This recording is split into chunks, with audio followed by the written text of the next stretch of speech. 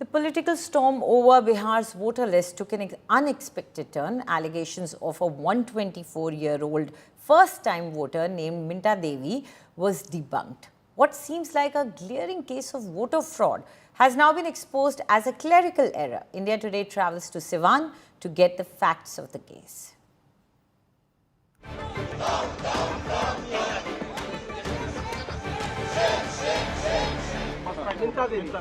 मिंटा देवी सुना है मैंने। ऐसे तो बहुत अनलिमिटेड केसेस है, अभी पिक्चर बाकी है।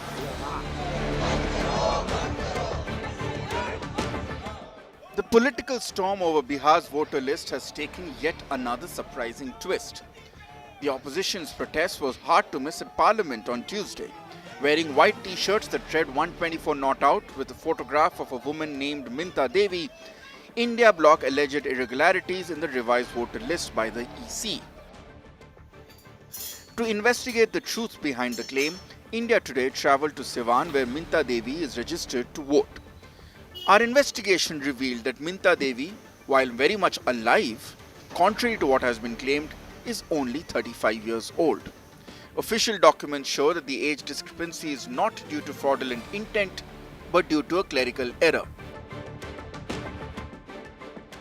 हम अभी ऑनलाइन इसको अप्लाई किए थे, फॉर्म कुछ नहीं भरे थे। ऑनलाइन जब अप्लाई करवाई तो आपने क्या डॉक्यूमेंट क्या दिया था आपने? सिर्फ आधार कार्ड। आधार कार्ड दिया हाँ, गलती तो हम कहीं नहीं सुने, सिर्फ वोटर आईडी पे सुन रहे हैं। वोटर आईडी में है, मतलब आपकी उम्र बहुत ज़्यादा बताया हाँ, वोटर आईडी में मेरा उम्र ज़्यादा बताया जा रहा है। जो बनाता है voter card. Our husband Dhananjay Singh said that the issue has led to several disruptions in their lives.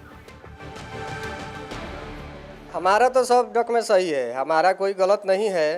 ये परिवार का भी गलत है। उम्र इनका 15/7/1990 है और ये 15/7/1900 कर दिया है। अब कहाँ से हुआ है अभी तो क्लियर नहीं है।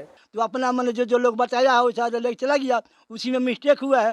तो वो मिस्टेक काहे हुआ है, वो दिमाग कहाँ था कि मिस्टेक हो गया है, पढ़ के मास्टर हुआ है, तो उसका उम्र कैसे गलती हुआ, ये तो सुधार होना चाहिए। हाँ, 124 बता रहा हूँ। 124 वर्ष उम्र हो गया नहीं हुआ है 35, मान 35 उम्र है, 124 हो गया है। The controversy has spiraled into a political storm ahead of Bihar's high-stakes elections.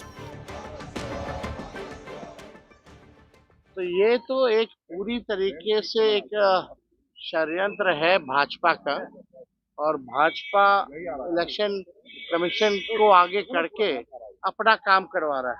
जो काम भाजपा खुद से नहीं कर सकती, वही काम जो है इलेक्शन कमीशन से कराया जा रहा है। Meanwhile, the BJP has slammed the opposition's protest, calling it political drama. महागठबंधन के नेताओं ने जो भौंडे प्रदर्शन का सहारा लिया है, उससे उनकी छवि खराब होगी, लेकिन हम उनकी दादी की पार्टी कांग्रेस अंतिम सांस ले रही है। इस टी शर्ट के बहाने प्रियंका जो दिखाना चाह रही हैं, उसका बिहार के वोटरों पर कोई असर नहीं पड़ने वाला है। For now, the Congress is all set to launch a national campaign of Vote Chor, Gaddi Chor from the 14th of August. With the opposition refusing to bow down on the issue of vote theft, will this impact Bihar polls remains to be seen. With Alok Jaiswal from Siwan, Bureau Report, India Today.